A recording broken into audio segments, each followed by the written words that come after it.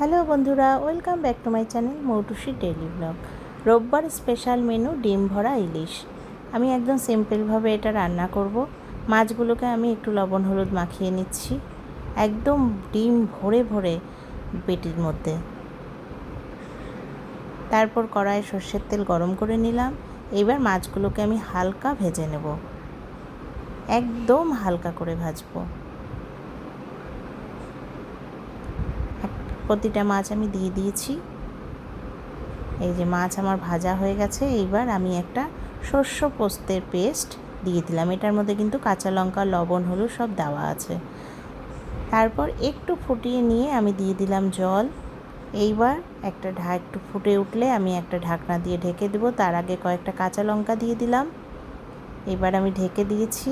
10 minute পরে আমি ঢাকা খুললাম, দেখি আমার ইলিশ ভাপা কিন্তু একদম রেডি। এই যে দেখো তো বন্ধুরা কেমন হয়েছে। এইভাবে একবার বানিয়ে খেয়েও খুব ভালো লাগবে।